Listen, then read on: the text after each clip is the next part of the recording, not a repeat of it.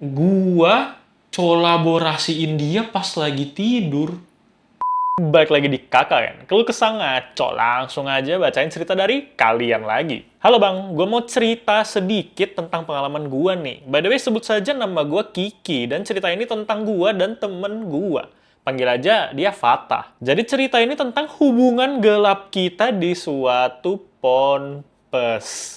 Jadi ketika gue kelas 8, gue tuh ada rasa tertarik sama temen gue ini. Jadinya gue deketin lah dia tuh, tapi nggak yang ekstrem-ekstrim banget lah, biar nggak dicurigain santri yang lain. Sampai pada suatu saat nih, gue ngobrol berdua sama dia, dan gue langsung aja tuh nanya soal burung puyuh dia. Dan ternyata dia ngerespon dengan santainya tuh, tentang pertanyaan gue. Terus di situ gue tanya lah soal ya, ukuran peliharaan lu berapa gitu-gitu ya, yang spek-spek gitu. Kata dia nggak tahu lah ukurannya berapa, coba cek katanya ke gua. Dia malah nyuruh lu ngecek sendiri. Selamat, niat gue lu disambut baik ya.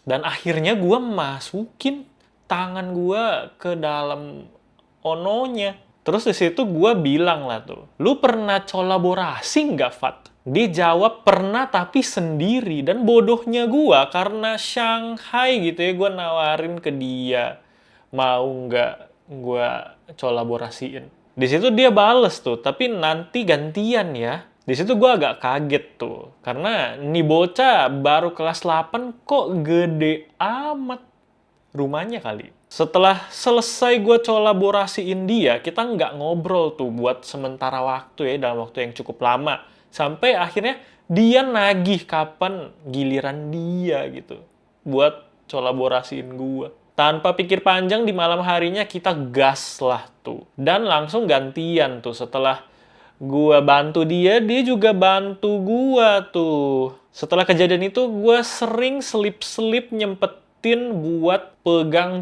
tigi-tigi dia karena gua insecure karena punya dia itu besar lah gitu. Awal-awal sih dia risih ya dengan sifat dan perlakuan gua yang kayak gini ke dia. Ada di beberapa momen gua kolaborasiin dia pas lagi tidur.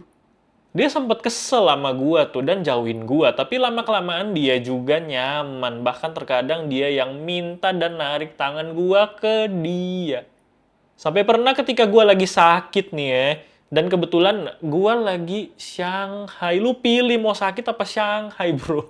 Kenapa bisa dua-duanya sih? Akhirnya gua balik ke asrama, dan gue lihat nggak ada orang tuh di asrama tuh. Gue langsung pergi ke kasur dia, dan di sana gue tutupin dulu sama sarung biar nggak kelihatan dari luar. Nah, di situ dia lagi dalam keadaan tidur. Entah kenapa gue Shanghai parah.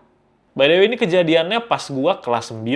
Akhirnya dan ya, gue mamam itu tigi-tigi dia tuh dalam situ. Tapi nggak sampai keluar, nggak sampai bikin produk. Karena gue cuman sebentar ngelakuin itu. Dan setelah itu gue buru-buru balik ke kelas biar nggak dicurigain sama yang lain. Dan lu tahu apa bang, pas jam istirahat siang, gue ke kasurnya dia lagi buat ngobrol kayak biasa tuh. Karena gue pikir dia nggak bakalan sadar apa yang telah gue perbuat tadi tuh. Soalnya kan gue lihat dia dalam posisi tidur. Dan di sana, dia bilang, Ki, gue pengen kayak yang lu lakuin tadi dong. Di situ gue jawab, yang mana? Gue pura-pura nggak tahu ya kan. Terus dia bilang, ketika lu mamam tadi tuh sebenarnya gue bangun dan nggak tidur. Gue ngerasain semuanya dan itu maknyos gitu ya, enak pol. Di sana gue terdiam malu ya dan langsung pergi. Beberapa hari gue nggak berani tuh ngobrol sama dia.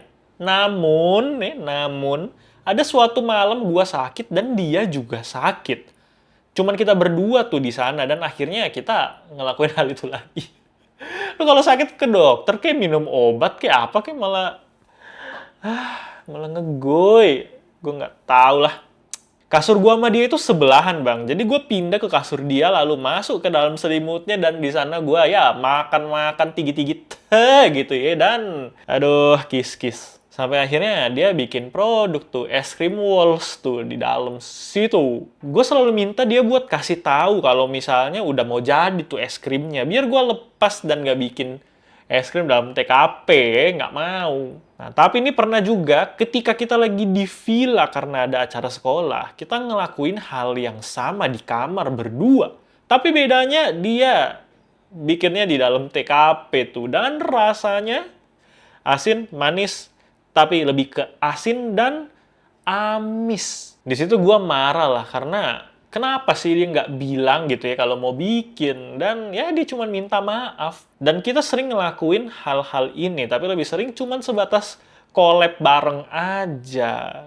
Kalau makan-makan mungkin beberapa kali aja tuh. Akhirnya kita selesai dari hubungan gelap ini ketika dia pindah sekolah dan gue pun pindah sekolah. Dan sekarang kita udah nggak chat-chatan sama sekali. Bahkan kita saling unfollow sosmed. Jadi aib satu sama lain ya. Ya nggak apa-apa lah, gue juga mau tobat dan terlepas dari semua ini tuh. By the way, gue ngelakuin hal itu nggak sama Fatah aja, Bang. Gue juga ada simpenan yang lain. Tapi beneran sekarang gue udah tobat dan pengen ninggalin semua hal-hal bejat itu. Doakan semoga gue bisa ngilangin rasa Shanghai ini ke cowok, Bang. By the way, temen gue Fatah ini keturunan Arab, Bang. Makanya perfect lah orangnya. Mantap maknyos gitu ya. Oke, mungkin ini aja dulu cerita dari gue. Sekian, terima kasih ya. Gue mengucapkan selamat berjuang buat tobat ya.